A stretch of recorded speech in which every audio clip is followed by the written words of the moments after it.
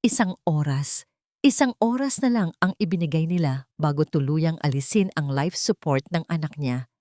Nanginginig ang mga kamay ni Mariana habang binabasa ang text message sa kanyang lumang cellphone. Para siyang binuhusan ng malamig na tubig. Hindi siya makahinga. Ang bawat tibok ng puso niya ay parang bombang sasabog sa loob ng kanyang dibdib. Ang anak niyang si Alice, na 5 taong gulang pa lang, ay naghihingalo sa ospital habang siya ay nandito, nakakulong sa isang magarang mansyon, nag-aalaga ng anak ng ibang tao. Yaya yan, Taya! Napapitlag si Mariana. Mabilis niyang itinago ang cellphone sa bulsa ng kanyang apron at pilit na pinaatag ang nanginginig niyang boses. Humarap siya kay Junior, ang bunsong anak ni Sir Fernando. Nakangiti ang bata. Walang kamuwang-muwang sa impyernong pinagdadaanan ng kanyang yaya. Opo, Sir Junior, sagot ni Mariana. Kahit na gusto na niyang humagulgol. Taya na si Yaya. Magtago na kayo. Tumakbo ang bata palayo. Humahalakhak. Ang tawa nito ay parang tinik sa puso ni Mariana. Bakit ang anak ng iba kayang tumawa ng ganito? Bakit ang anak niya nakikipaglaban para sa bawat hininga? Napahawak si Mariana sa pader para hindi matumba. Bumalik sa isip niya ang boses ni Rodrigo sa tawag kanina. Ang ama ni Alice, ang demonyong sumira sa buhay niya. Wala akong pakialam kung saan ka kukuha ng pera, Mariana. Sabi nito kanina, ang boses ay puno ng lason. Kung hindi mo maipadala ang pang-opera ngayong gabi, ako mismo ang bubunot ng tubo sa lalamunan ng anak mo. Tutal, pabigat lang naman siya. Napaupo si Mariana sa sahig. Tahimik siyang umiyak, tinatakpan ng bibig para walang makarinig. Desperada na siya. Wala na siyang malapitan, wala na siyang maibebenta. Ubus na ang dangal niya, pero kulang pa rin ang pera. Kailangan niyang iligtas si Alice. Kahit ano, gagawin niya. Kahit maging kriminal pa siya. Tumayo siya at pinunasan ng luha. Kailangan niyang maging matatag. Naglakad siya papunta sa sala para hanapin si Junior. Pero napahinto siya sa tapat ng home office ni Sir Fernando. Bukas ng bahagya ang pinto. Sumilip siya. Wala si Sir Fernando sa loob. Nasa meeting ito sa labas. Nakita niya ang malaking mesa at sa ibabaw nito may isang makapal na brown envelope. Alam ni Mariana kung ano ang laman noon. Nakita niya kanina noong iniabot ito ng sekretarya ni Sir. Pera. Cash. Sapat na halaga para sa operasyon ni Alice. Sapat para mabuhay ang anak niya. Lumunok si Mariana. Tuyo ang lalamunan niya. Ang sabi ng konsensya niya, "Huwag, Mariana. Masamang tao lang ang gumagawa niyan. Pinagkatiwalaan ka ni Sir Fernando." Pero sumigaw ang puso niya. Mamamatay si Alice. Mamamatay ang anak mo kapag wala kang ginawa. Isang hakbang. Pumasok siya sa loob ng opisina. Ang lamig ng aircon ay tumagos sa buto niya. Nanginginig ang kamay na inabot niya ang envelope. Mabigat ito. Ito na ang sagot sa mga dasal niya. Ito na ang buhay ni Alice. Akmang isisiksik na niya ito sa ilalim ng kanyang damit nang biglang may narinig siyang kaluskos mula sa likuran. Nanigas si Mariana. Dahan-dahan siyang lumingon. Nakatayo sa may pintuan si Sir Fernando. Hindi siya nakabihis pang alis. Nakasuot lang ito ng pambahay at ang mga mata nito ay nakatuon sa kanya. Wala itong sinasabi, walang emosyon sa mukha nito. Pero ang tingin niya ay matalim. Parang tumatagos sa kaluluwa ni Mariana. Parang sinasabi nito na alam na niya ang lahat ng baho na tinatago ni Mariana. Sa Sir Fernando, bulong ni Mariana. Halos hindi lumabas ang boses. Bumagsak ang envelope mula sa nanginginig niyang kamay. Kumabog ng malakas ang dibdib niya. Hindi dahil sa takot na makulong, kundi dahil sa takot na ngayong gabi, wala na siyang maipadadalang pera. At sa oras na malaman ito ni Rodrigo, katapusan na ni Alice. Huminga ng malalim si Fernando at sa kauna-unahang pagkakataon, nakita ni Mariana ang isang ngaonggisi sa labi ng amo. Isang nangisi na hindi pangkaibigan, isang ngisi ng taong nakahuli ng daga sa patibong. Sabi ko na nga ba, malamig na sabi ni Fernando. At sa sandaling iyon, alam ni Mariana na tapos na ang lahat. 3 taon na ang nakalipas, pero sariwa pa rin ang sugat. Nakaupo si Fernando sa loob ng kanyang madilim na home office. Nasa kamay niya ang isang baso ng whiskey, pero hindi siya umiinom. Pinagmasdan niya lang ang yelo habang dahan-dahan itong natutunaw. Naalala na naman niya si Clarissa, ang dati niyang asawa. Ang babaeng akala niya ay kakampi niya, pero siya pa palang unang sasaksak sa kanya patalikod. Tinangay nito ang kalahati ng yaman niya at iniwan siya kasama ang 2 bata. Simula noon, isinumpa na ni Fernando. Hindi na siya muling magpapaloko. Hindi na siya muling magtitiwala ng buo, lalo na sa mga babaeng nagpapanggap na anghel. Napatingin siya sa monitor ng CCTV sa kanyang laptop. Sa screen, kitang-kita niya si Mariana. Nasa garden ito, karga-karga si Junior, habang naghahabulan naman si Alice, ang anak nito, at ang panganay niyang anak. Masyadong perpekto, masyadong mabait si Mariana, masyadong mapag-aruga. Sa loob ng 3 buwan, wala siyang maipintas dito. Mahal ito ng mga anak niya, maayos magtrabaho, hindi nagrereklamo, at doon nagdududa si Fernando. Sa mundo niya, kapag ang isang bagay ay mukhang masyadong maganda para maging totoo, kadalasan ay patibong ito. Binuksan ni Fernando ang drawer ng kanyang mesa. Kinuha niya ang brown envelope na naglalaman ng 50,000 pesos. Sinadya niyang mag-withdraw kanina. Hindi ito sweldo. Ito ay pain. Tumayo siya at inilapag ang envelope sa gitna ng kanyang mesa. Kitang-kita ito. Sinadya niyang iwanang nakabukas ang flap nito para sumilip ang kulay ng pera. Pagkatapos, inayos niya ang isang maliit na kamera na nakatago sa pagitan ng mga libro sa shelf. Nakatutok ito mismo sa mesa. Tingnan natin kung hanggang saan ang bait mo, Mariana. Bulong niya sa sarili. Ang plano ay simple. Aarte siyang lasing o pagod pag-uwi mamaya. O kaya naman ay magkukunwaring may nakalimutan sa opisina at iiwan ng bukas ang pinto. Gusto niyang makita kung ano ang gagawin ni Mariana kapag akala nito ay walang nakatingin. Kailangan niyang malaman ang totoo bago siya umalis papuntang Singapore sa susunod na linggo. Hindi niya pwedeng iwan ang mga anak niya sa isang taong hindi niya sigurado ang kulay ng budhi. Lumabas siya ng opisina at nagtago sa kwarto sa dulo ng hallway kung saan konektado ang feed ng camera sa kanyang tablet. Naghintay siya. Lumipas ang ilang oras. Nakita niyang dumaan si Mariana sa tapat ng opisina. Huminto ito. Nakita ni Fernando ang paglaki ng mga mata ng yaya nang makita ang pera. Nakita niya ang paglingon-lingon nito sa paligid. Napangisi si Fernando ng mapait. Sige, gawin mo. Sa loob-loob niya, gusto niyang magkamali. Gusto niyang lagpasan lang ni Mariana ang pera at isara ang pinto. Gusto niyang mapatunayan na may natitira pang katapatan sa mundo. Pero nang makita niyang pumasok si Mariana sa loob, naramdaman ni Fernando ang pamilyar na bigat sa dibdib. Ang bigat ng pagkabigo. Nakita niya sa screen ang nanginginig na kamay ni Mariana habang inaabot ang envelope. Nakita niya ang desperasyon sa mukha nito. Hindi na siya nag-aksaya ng panahon. Ibinaba niya ang tablet at mabilis na naglakad pabalik sa opisina. Ang bawat hakbang niya ay mabigat, puno ng galit at lungkot. Tama siya. Lahat sila ay pare-pareho. Pera lang ang katapat ng prinsipyo. Pagdating niya sa pinto ng opisina, nakita niya si Mariana. Hawak nito ang envelope. Akmang itatago na sa damit. Napatigil ito nang makita siya. Nanlaki ang mga mata. Nabitawan ang pera. Bumagsak ang envelope sa sahig. Tiningnan siya ni Mariana na parang isang maamong tupa na nahuli ng lobo. Nanginginig. Takot na takot.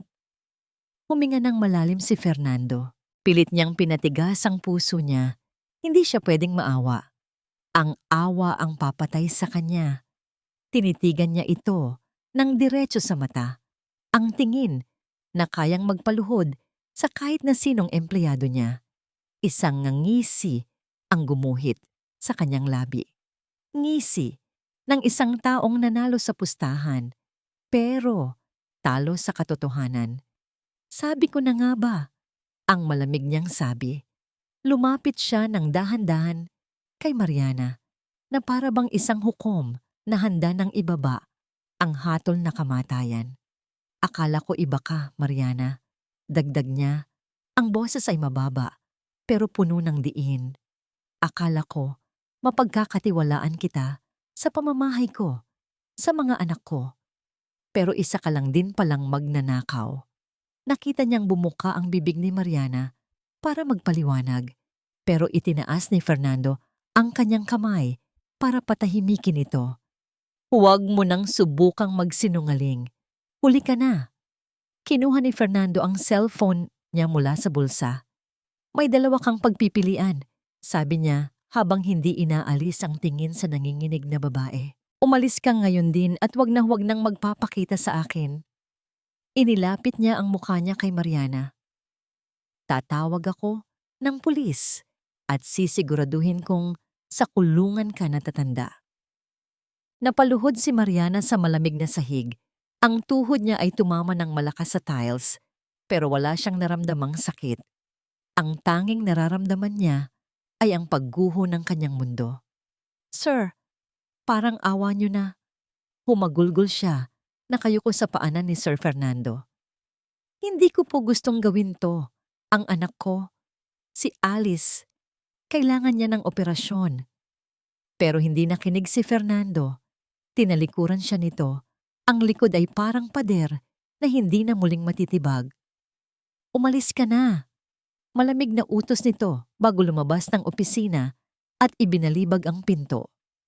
Bago pa magbago ang isip ko at ipakaladkad kita sa mga pulis. Naiwan si Mariana sa gitna ng silid kasama ang nagkalat na pera sa sahig. Ang perang sana ay magliligtas sa anak niya. Ngayon ay basura na lang na nagpaalala kung gaano siya kawalang kwenta. Gusto niyang habulin si Sir Fernando. Gusto niyang magmakaawa ulit. Pero alam niyang tapos na. Wala na siyang trabaho, wala na siyang pera, at malapit na ring mawalan siya ng anak. Biglang tumunog ang cellphone sa bulsa ng kanyang apron. Isang video call mula kay Rodrigo. Nanginig ang buong katawan ni Mariana. Pinunasan niya ang luha at sinagot ang tawag na may halong takot. Tumambad sa screen ang mukha ni Rodrigo. Madilim ang paligid nito, pero may naaninag siyang pamilyar na ilaw sa likuran. Nasaan na ang pera, Mariana? Bulyaw nito. Ang mga mata nito ay mapula, halatang lango sa droga o alak. Sabi ko ngayong gabi. Wala akong nakuha. Hikbi ni Mariana. Nahuli ako, Rodrigo. Pinaalis na ako. Wala na. Tumigil si Rodrigo. Isang nakakakilabot na ngiti ang dahan-dahang gumuhit sa labi nito. Nahuli? Tanga ka talaga. Dura nito sa screen. Pero huwag kang mag-alala. May plan B ako. Inilipat ni Rodrigo ang camera sa rear view. Nanlaki ang mga mata ni Mariana. Halos tumigil ang pagtibok ng puso niya. Nasa screen ang gate ng mansyon ni Sir Fernando. Nasa labas lang si Rodrigo. Nandito ako sa labas. Bulong ni Rodrigo na parang ahas na bumubulong sa tenga niya. Nakita ko ang guard. Tulog sa pwesto. Madali lang pumasok. Rodrigo, anong gagawin mo? Sigaw ni Mariana ng pabulong. Takot na marinig siya ng iba sa bahay. Umalis ka dyan! Kung wala kang perang maibibigay, kukuha ako ng kapalit na mas mahal, sabi ni Rodrigo habang nakatingin sa malaking bahay. Yung alaga mong si Junior, mayaman ang tatay nun, di ba? Siguradong milyon ang ibabayad nun para sa anak niya. Huwag! Napahawak si Mariana sa dibdib niya. Bata yun. Walang kinalaman ang mga bata dito. Wala akong pakialam. Sigaw ni Rodrigo. Buksan mo ang pinto sa likod. Papasukin mo ako. Kapag hindi mo ginawa yon sa loob ng 2 minuto, Tatawagan ko ang contact ko sa ospital. Ipatatanggal ko ang oxygen ng anak mo ngayon din. Namutla si Mariana. Nakita niya sa screen na may hawak na patalim si Rodrigo. Desperado ito. At alam niyang gagawin nito ang sinabi. Pinatay ni Rodrigo ang tawag. 2 minuto. Nakatulala si Mariana. Ang utak niya ay nagkakagulo. Ang anak niya o ang anak ng amo niya? Ang dugo at laman niya o ang batang walang muwang na nagtiwala sa kanya at tumatawag sa kanya ng yaya? Kung hindi niya bubuksan ang pinto, mamamatay si Alice. Kung bubuksan naman niya, mapapahamak si Junior. Tumingin siya sa paligid ng opisina. Ang mga mata niya ay dumako sa mesa kung saan may nakapatong na fruit tray. Sa tabi ng mga mansanas, may isang matalim na kutsilyo. Dahan-dahang lumapit si Mariana. Kinuha niya ang kutsilyo. Ang bigat nito sa kanyang kamay ay parang bigat ng krus na papasanin niya. Naalala niya ang nangiti ni Alice. "Mama, uwi ka na." Naalala niya ang tawa ni Junior. "Yaya, laro tayo." Huminga siya ng malalim. Pinahid niya ang huling butil ng luha sa kanyang pisngi. Wala ng oras para umiyak. Kailangan niyang pumili. At nakapili na siya.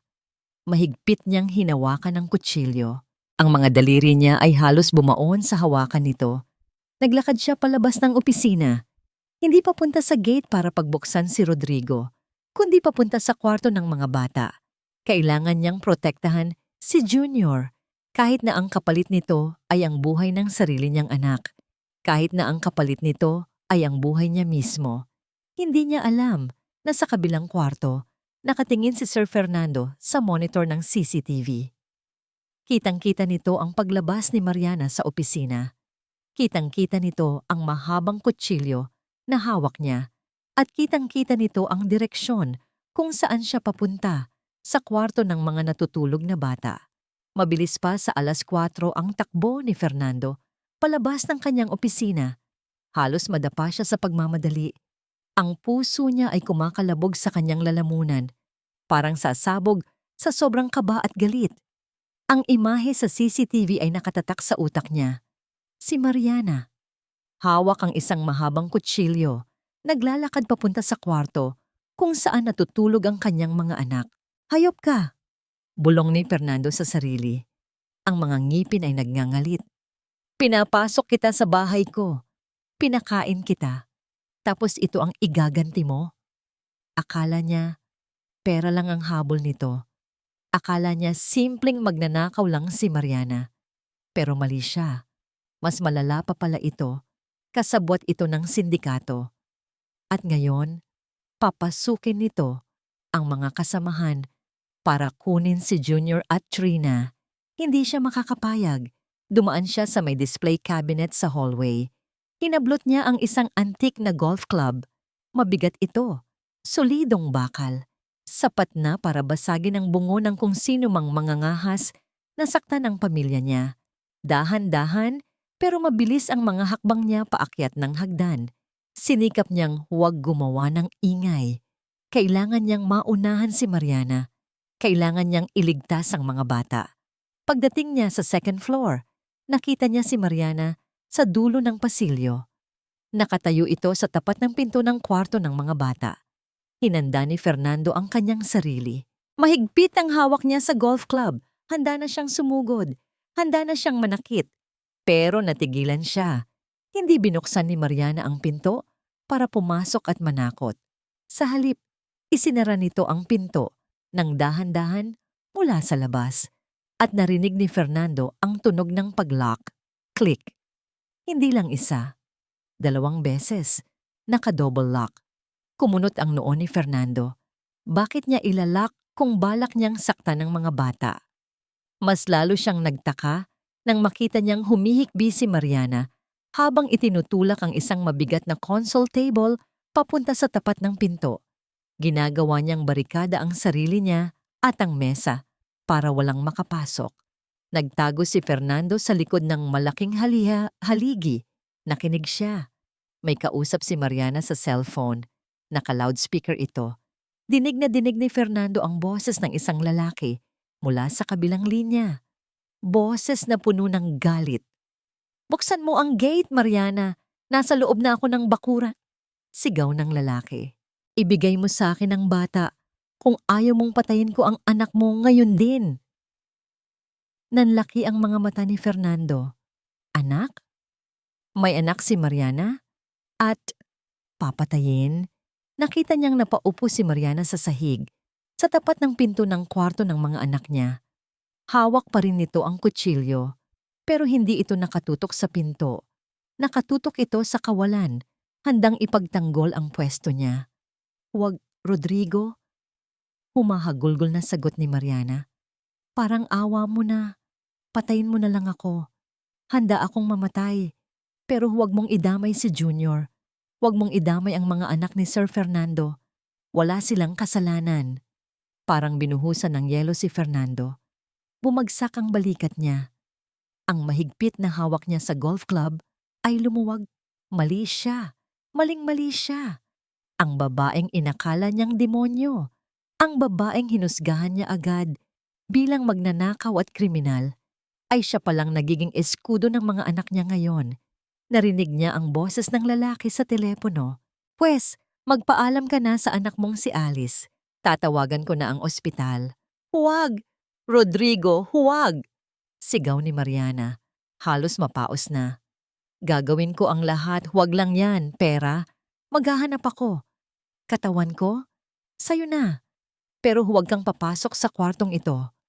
Naramdaman ni Fernando ang kirot sa puso niya na hindi niya naramdaman noon.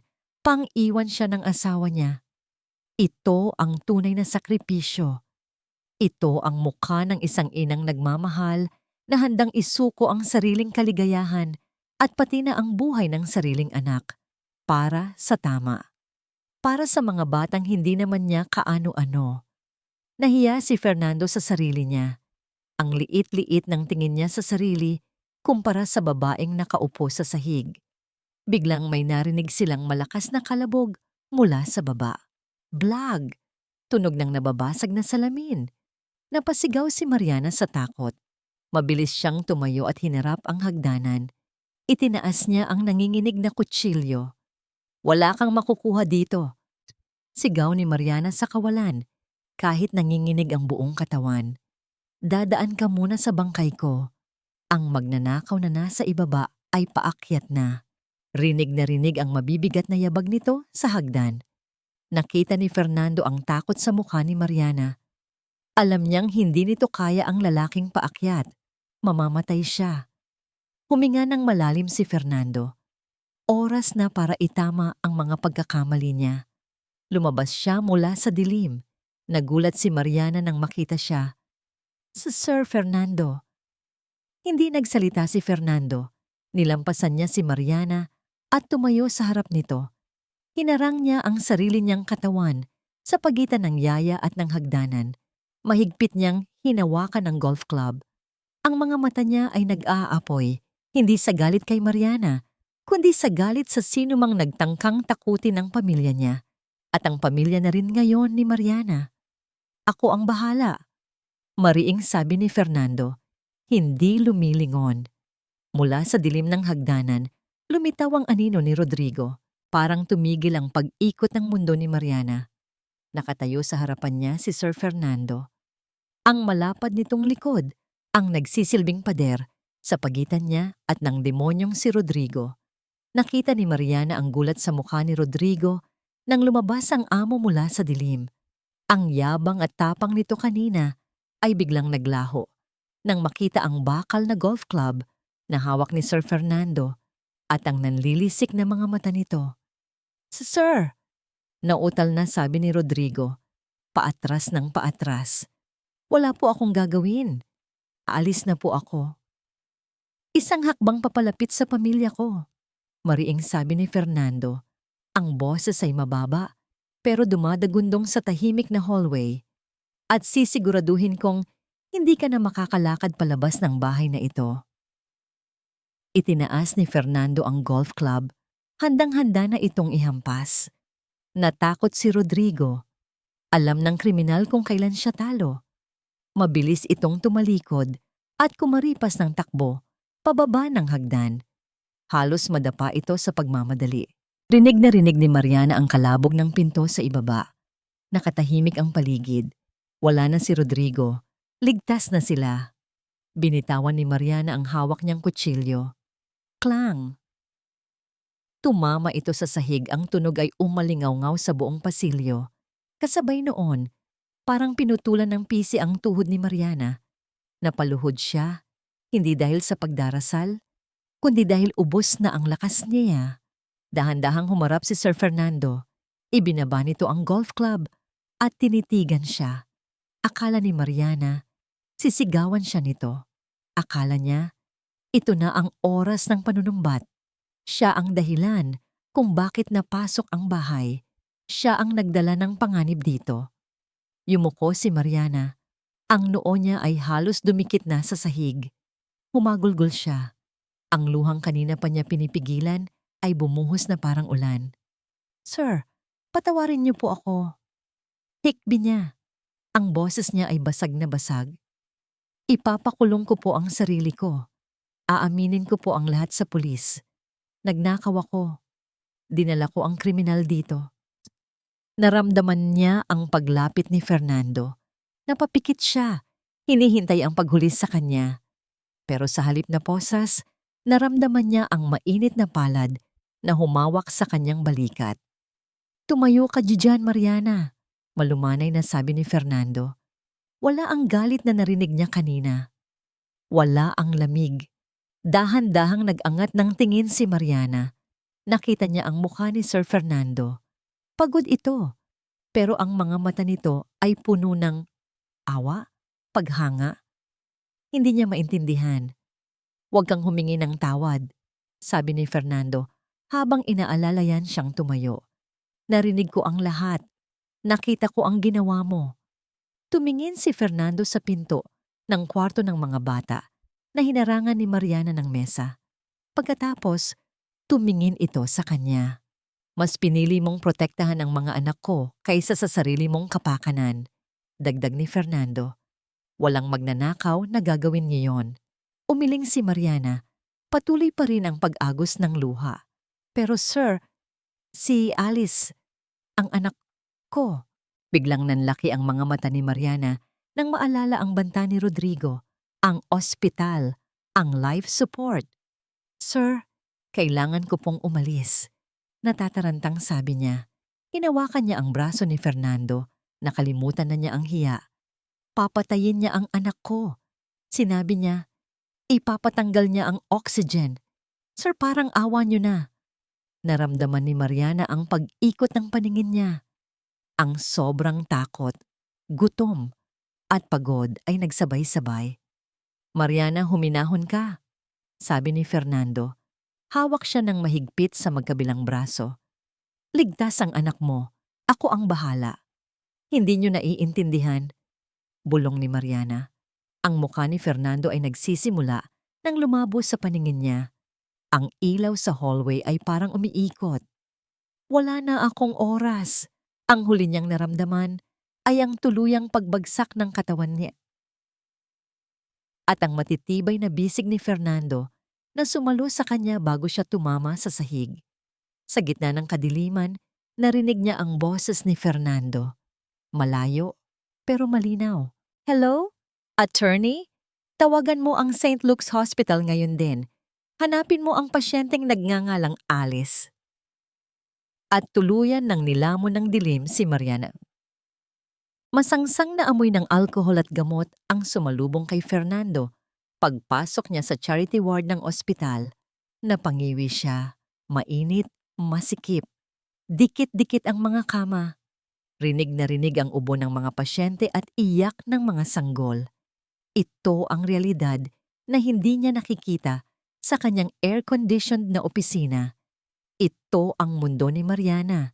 Hinanap ng mga mata niya ang pangalang ibinigay ng kanyang abogado. Alice. Alice. Bulong niya.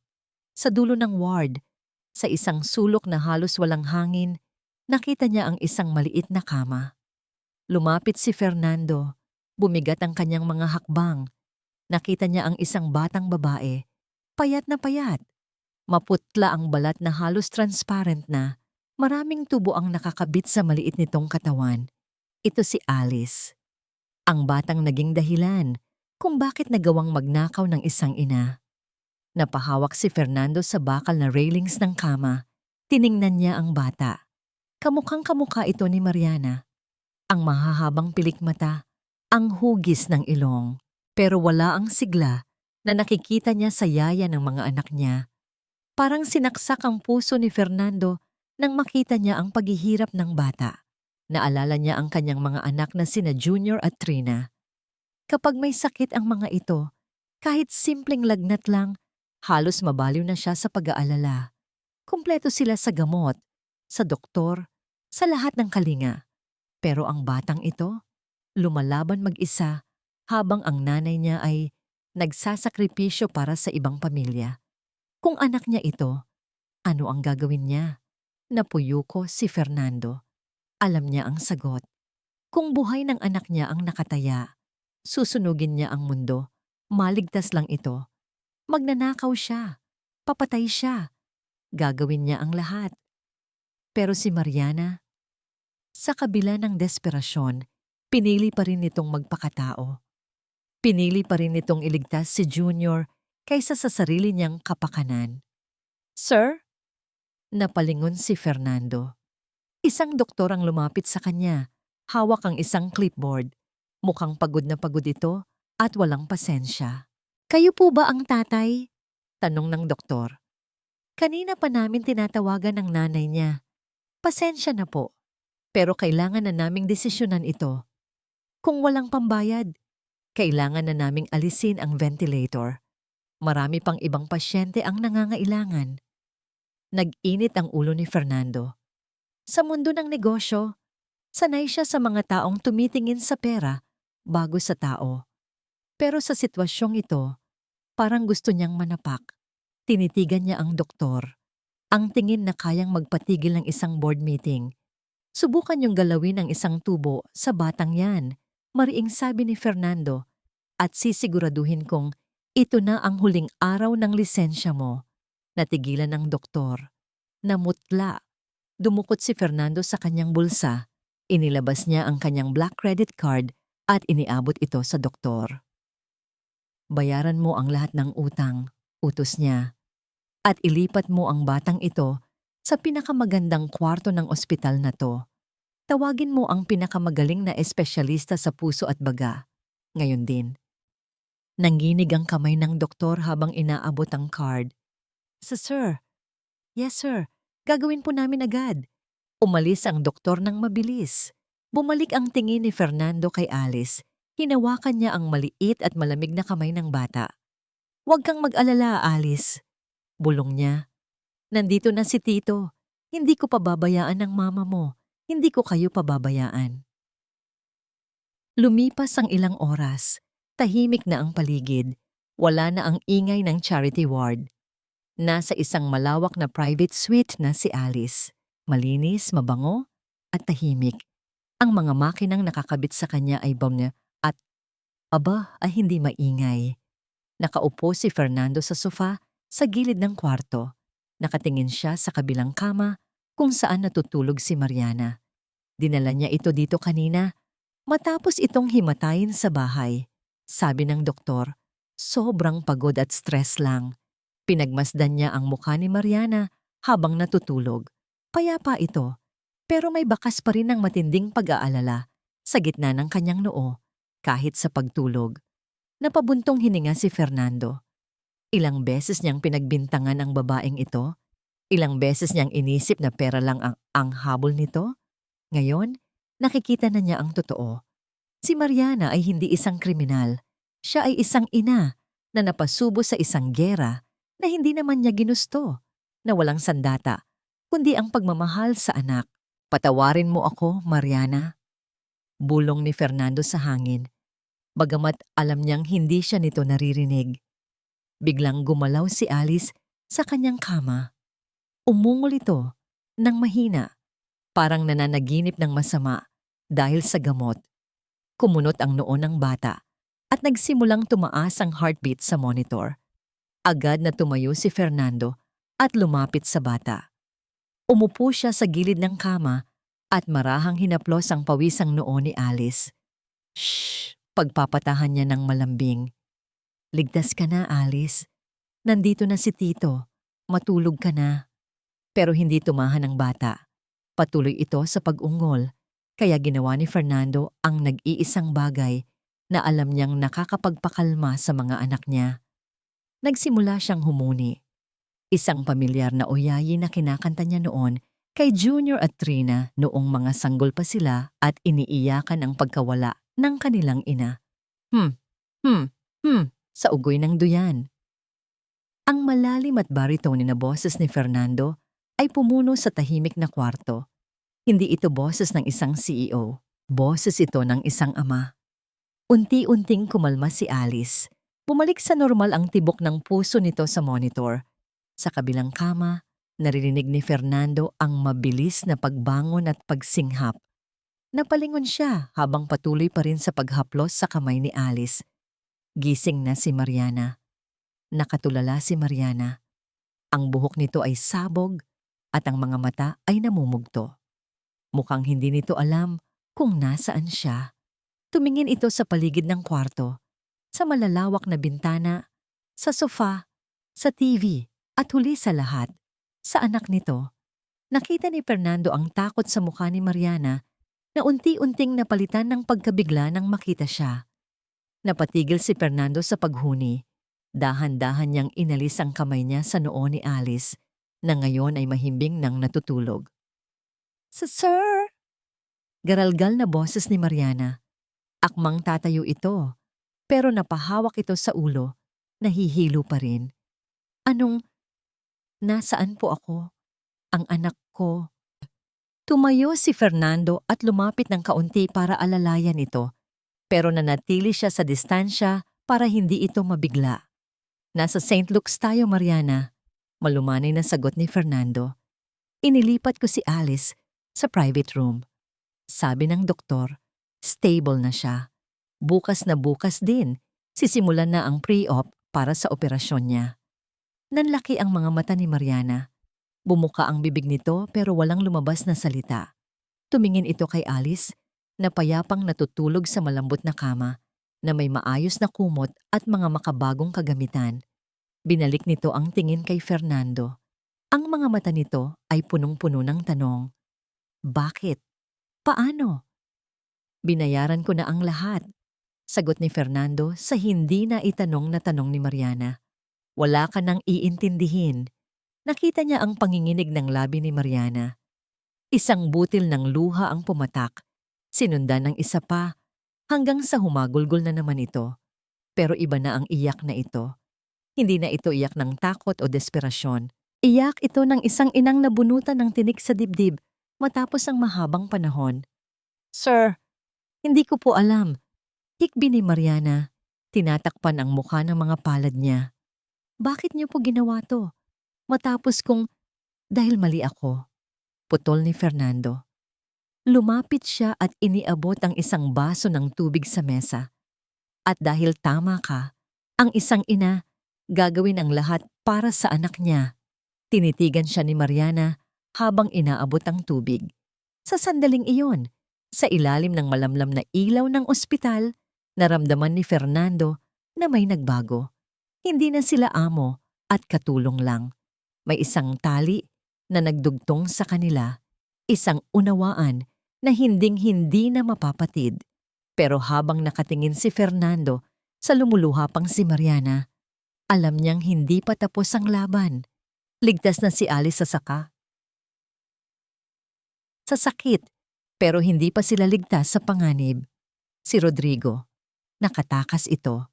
At alam ni Fernando na ang mga taong tulad ni Rodrigo ay hindi basta-basta sumusuko. Babalik ito. Napahigpit ang hawak ni Fernando sa sandalan ng silya. Magpahinga ka na, Mariana. Sabi niya, ang boses ay seryoso na ulit. Magpalakas ka. Dahil paglabas natin dito, sisiguraduhin kong pagbabayaran ng lalaking yon ang bawat luhang pumatak sa mga mata mo. Nagising si Mariana sa sikat ng araw na tumatama sa kanyang mukha. Napabangon siya agad. Ang puso ay kumakabog sa takot na baka panaginip lang ang lahat. Baka pagdilat niya, nasa madilim at masikip na charity ward pa rin sila. Pero hindi. Nasa malambot na sofa siya. Ang hangin ay malamig at amoy lavender. Sa kabilang kama, nakaupo si Alice, kumakain ng lugaw habang nanonood ng cartoons sa malaking TV. May kulay na ang pisngi ng anak niya. Wala na ang hirap sa paghinga. Nakahinga ng maluwag si Mariana. Totoo nga, ligtas na sila. Bumukas ang pinto at pumasok si Sir Fernando. May dala itong paper bag na amoy mainit na tinapay at kape.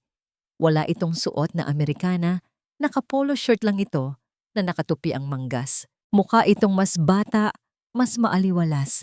Gising ka na pala. Bati nito. Wala na ang formalidad ng amo sa boses nito. Kumain na muna kayo. Dahan-dahang tumayo si Mariana. Nahihiya pa rin siya. Paano ba siya haharap sa taong ninakawan niya na siya ring nagligtas sa buhay ng anak niya? Sir Fernando? Simula ni Mariana, nakayuko. Hindi ko po alam kung paano kayo pasasalamatan. Habang buhay po akong magtatrabaho sa inyo, kahit wala ng sweldo, kahit pangkain na lang namin ni Alice. Tumigil si Fernando sa pag-aayos ng pagkain sa mesa. Tumingin ito sa kanya ng diretsyo. Mariana, seryosong sabi nito, kalimutan mo na ang utang. Binayaran ko ang ospital hindi para bilhin ang serbisyo mo habang buhay. Ginawa ko yon dahil yon ang tamang gawin. Pero sir, lumapit si Fernando sa kanya. Sa sobrang lapit, naaamoy ni Mariana ang pabango nito. Amoy pino at mamahalin. May offer ako sa'yo, sabi ni Fernando. Bumalik ka sa bahay. Ipagpatuloy mo ang pag-aalaga kay Junior at Trina. At isama mo si Alice. Doon na kayo tumira. Mas makakapagpagaling siya doon kaysa sa masikip mong inuupahan. Napatulala si Mariana. Titira sa mansyon? Kasama si Alice? Ayoko nang magkahiwalay pa kayong mag-ina. Dagdag ni Fernando. At may lungkot sa mga mata nito. Alam ko kung gaano kahirap mawalay sa anak. Ayokong maramdaman ni Alice ang naramdaman ng mga anak ko nung iniwan sila ng mama nila. Naramdaman ni Mariana ang init sa sulok ng kanyang mga mata. Sa unang pagkakataon, hindi siya tiningnan ni Fernando bilang isang katulong, kundi bilang isang kapwa magulang. Salamat po, sir. Bulong niya. Salamat po talaga. Kinahapunan, dumating si Junior kasama ang driver. Yayayan yan, sigaw ng bata at tumakbo para yumakap sa kanya. Napuno ng tawa ang kwarto ng ospital. Ipinakilala ni Mariana si Alice kay Junior. Sa loob lang ng ilang minuto, naglalaro na ang dalawang bata sa kama. Naghahabulan ng laruan, nagtatawanan. Nakaupo si Mariana sa sofa, pinapanood sila. At sa tabi niya, nakaupo si Sir Fernando para silang isang pamilya, isang buo at masayang pamilya. Ngayon ko lang nakitang tumawa ng ganyan si Junior. Mahinang sabi ni Fernando. Napatingin si Mariana sa amo. Nakangiti ito habang pinapanood ang mga bata. Ang gwapo pala nito kapag nakangiti. Nawawala ang mga guhit ng stress sa noo nito. Mabait na bata si Junior, sir. Sagot ni Mariana. Kailangan lang niya ng kalaro. Kailangan niya ng mag-aalaga. Pagtatama ni Fernando. Lumingon ito sa kanya. Kailangan niya ng nanay. Nag-init ang pisngi ni Mariana.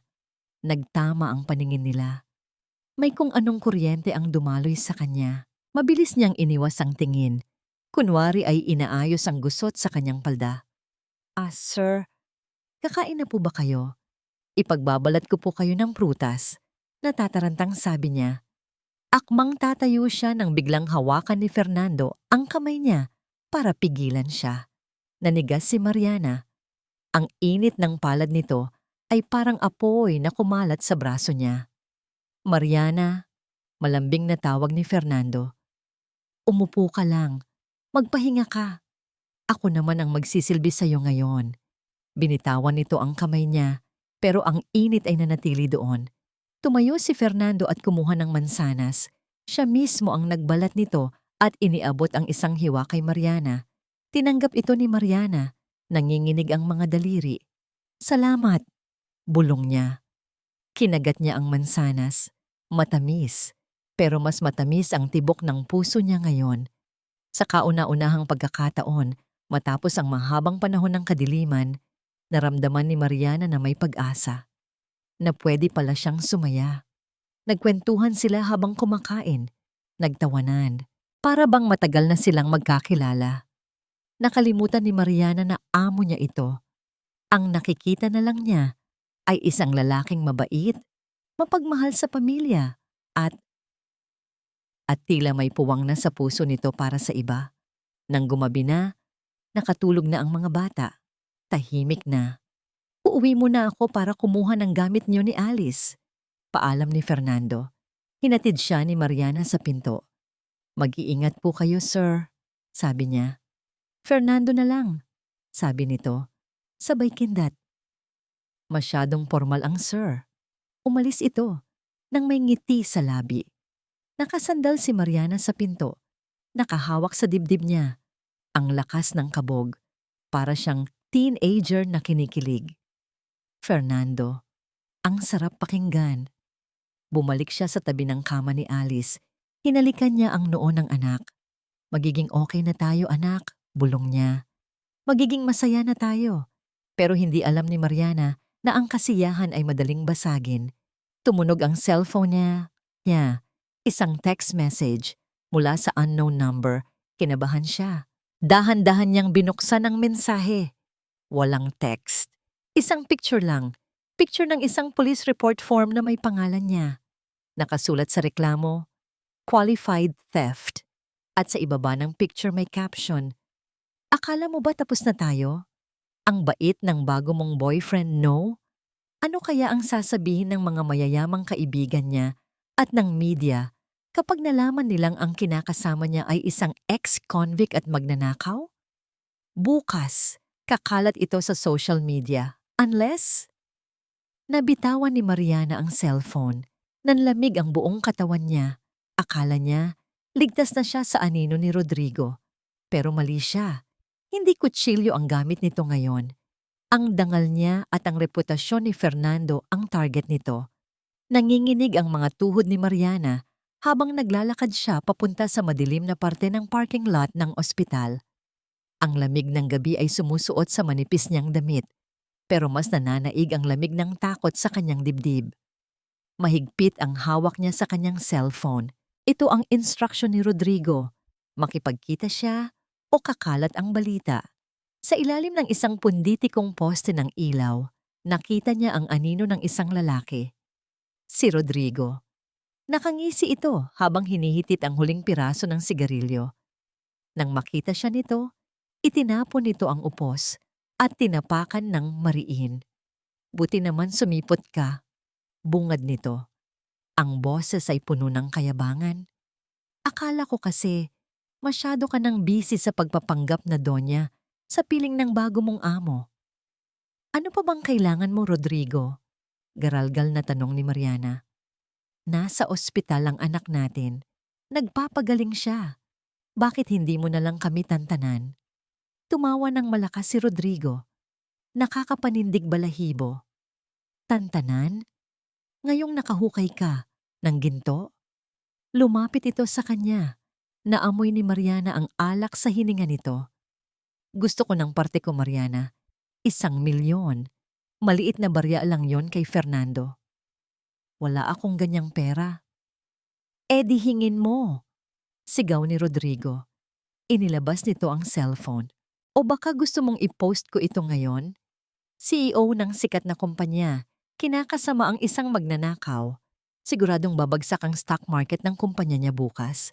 Akmang pipindutin na ni Rodrigo ang screen nang biglang, Beep! Beep! Isang nakakasilaw na ilaw mula sa headlights ng isang sasakyan ang tumama sa mukha ni Rodrigo. Napasangga ito ng kamay sa mata. Anong bumukas ang pinto ng itim na SUV Bumaba ang isang pamilyar na figura, si Fernando. Hindi ito nagmamadali. Kalmado itong naglakad palapit. Nakasuksok ang mga kamay sa bulsa ng pantalon.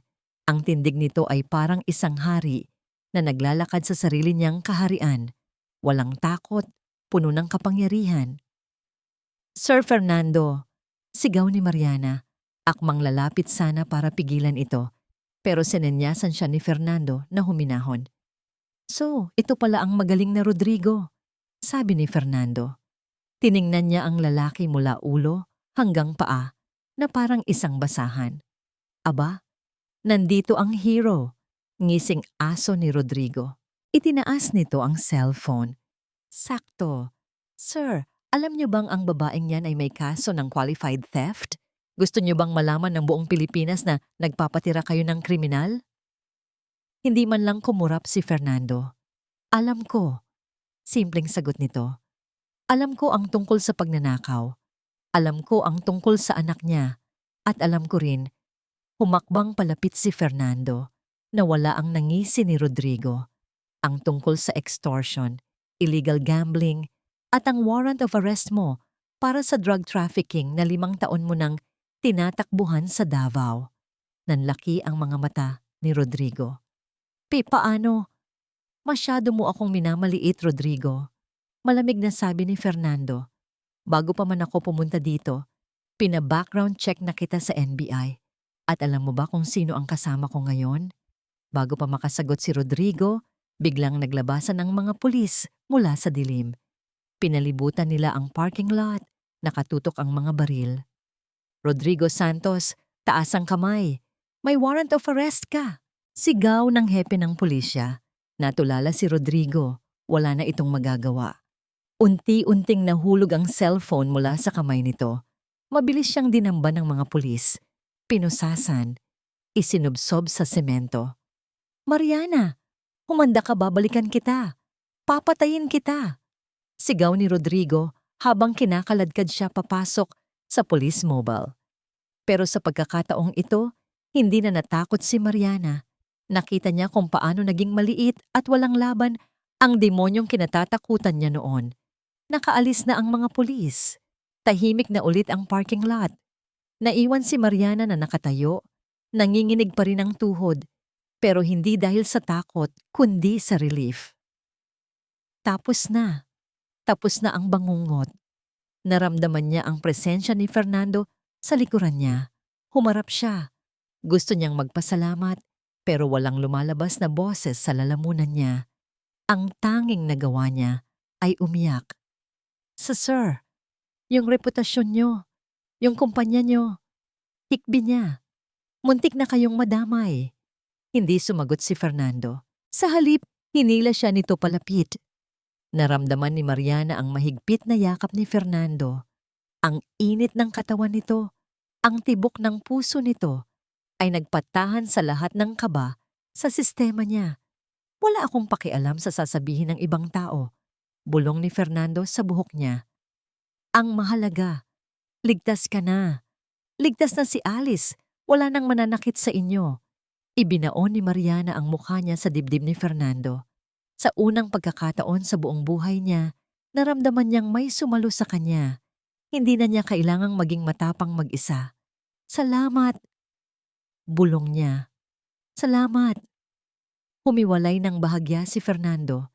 Hinawakan nito ang mukha ni Mariana gamit ang 2 palad at pinunasan ang mga luha sa pisngi nito gamit ang hinlalaki.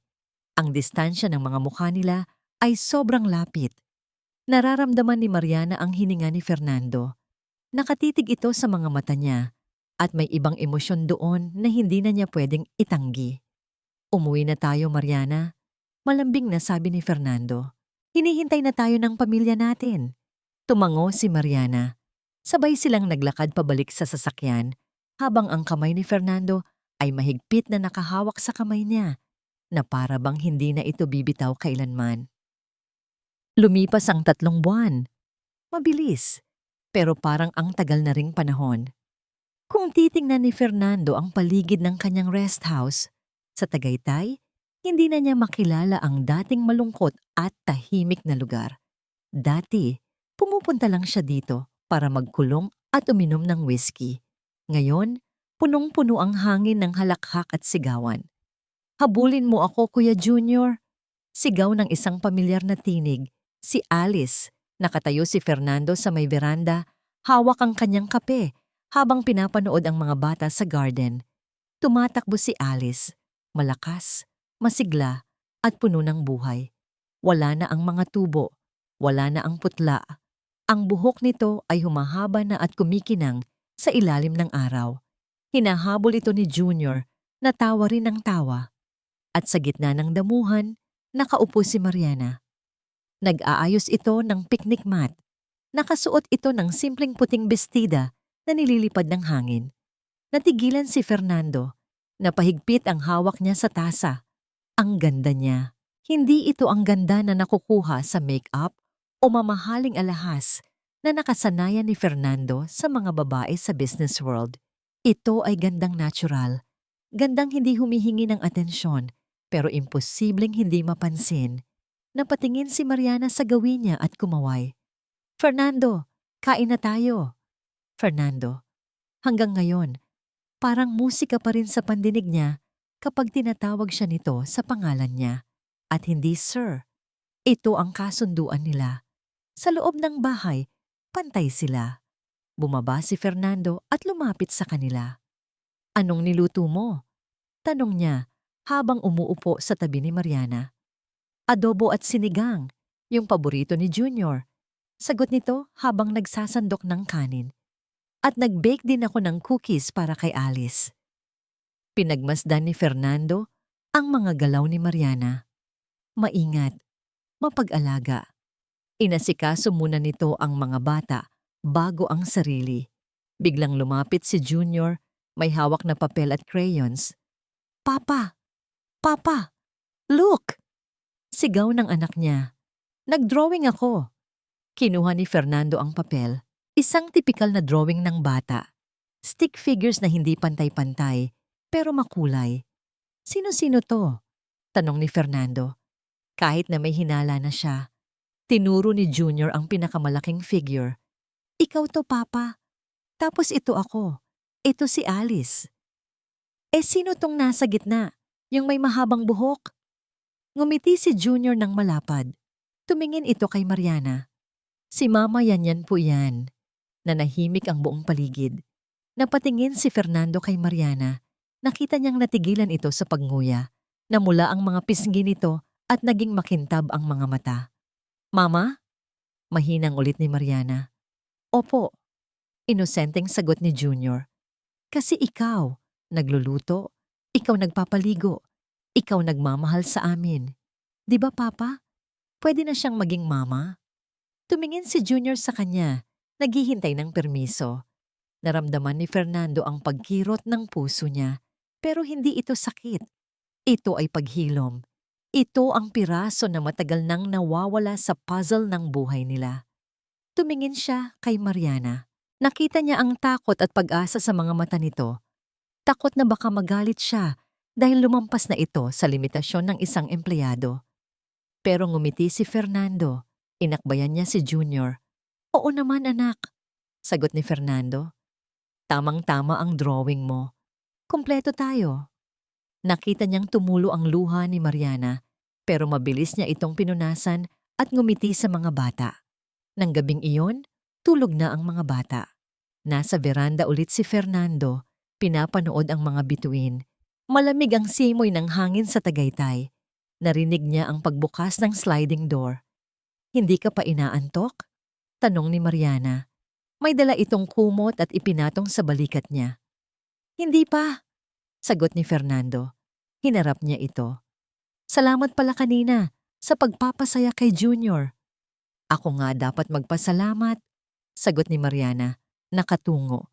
"Hindi ko akalain na natatanggapin niyo kami ng ganito. Isang katulong lang naman ako dati." "Mariana," putol ni Fernando. Humakbang siya palapit. Inalis niya ang distansya sa pagitan nila. Hinawakan niya ang baba ni Mariana at dahan-dahang inangat ang mukha nito para magtama ang kanilang paningin. "Huwag mong mamaliitin ang sarili mo," bulong ni Fernando.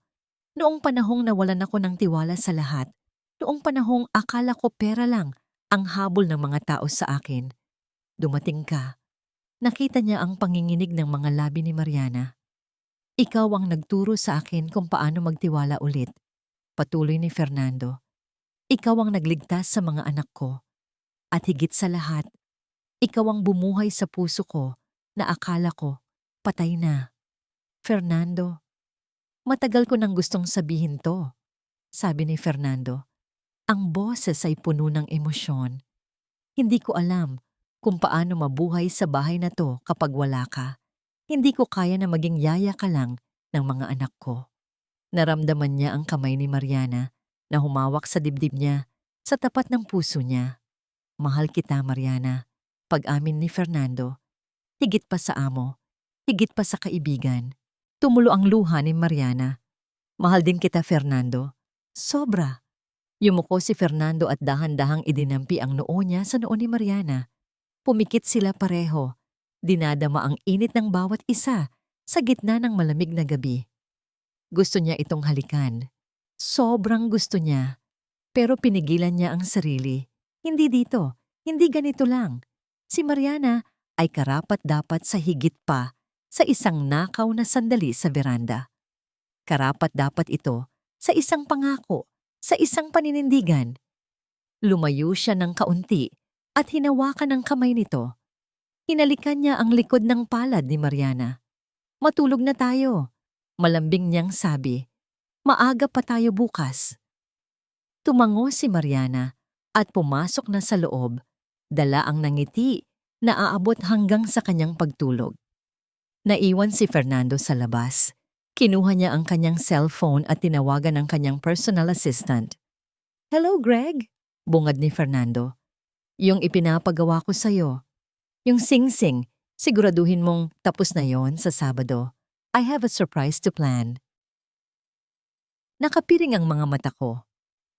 Ang tanging nararamdaman ko ay ang maliliit na kamay na umaalalay sa akin sa magkabilang gilid. Rinig na rinig ko ang hagigik ni Alice sa kaliwa at ni Junior sa kanan. Malapit na ba tayo? Tanong ko habang dahan-dahang humahakbang sa damuhan.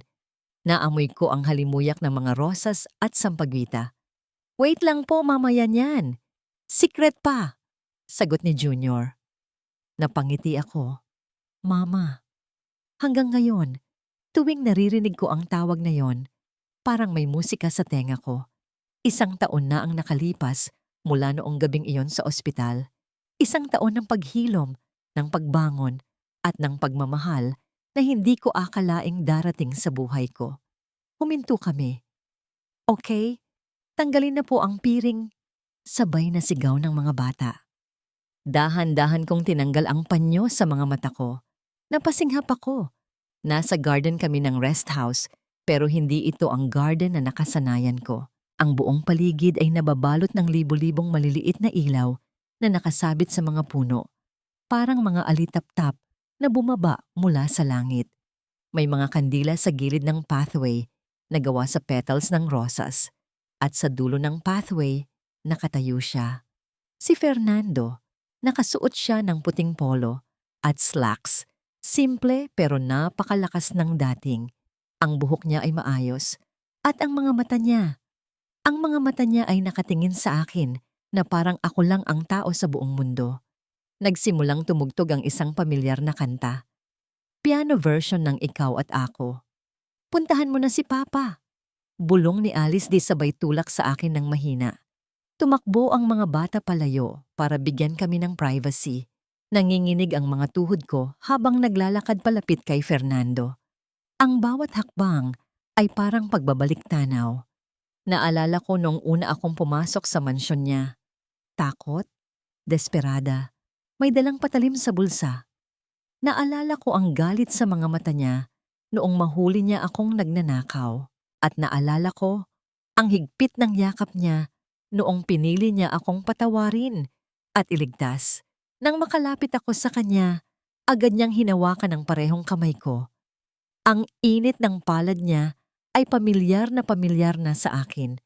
Ito ang init na naging tahanan ko. Happy birthday, Mariana. Malambing niyang bati Fernando? Garalgal ang boses ko.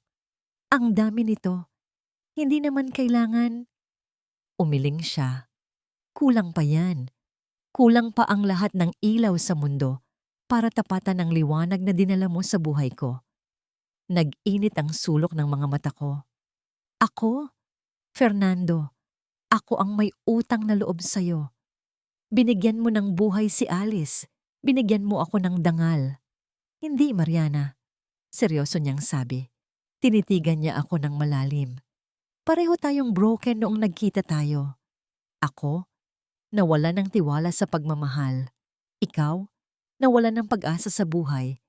Pero pinatunayan mo sa akin na ang tunay na pag-ibig ay hindi nasusukat sa yaman o sa linis ng nakaraan. Nasusukat ito sa kakayahang magsakripisyo. Dahan-dahang lumuhod si Fernando sa harap ko. Napahawak ako sa bibig ko. Bumilis ang tibok ng puso ko parang sasabog sa sobrang kaba at saya. Dumukot siya sa bulsa niya at inilabas ang isang maliit na kahon na velvet. Binuksan niya ito. Sa loob, kumikinang ang isang singsing. Hindi ito sobrang laki o magarbo. Simple lang ito. Pero may isang batong nagniningning sa gitna. Perpekto. Mariana, simula ni Fernando. Nanginginig din ang kamay niya. Nagsimula tayo sa isang kasinungalingan. Nagsimula tayo sa isang krimen. Pero gusto kong magtapos tayo sa katotohanan. Tumulo na ang luha ko. Ang totoo. Hindi ko na kayang mabuhay nang wala ka. Patuloy niya. Gusto kong ikaw ang huling mukha na makikita ko bago ako matulog at ang unang mukha na makikita ko paggising ko. Gusto kong maging ama kay Alice at gusto kong maging ina kanina Junior at Trina ng legal, ng totoo.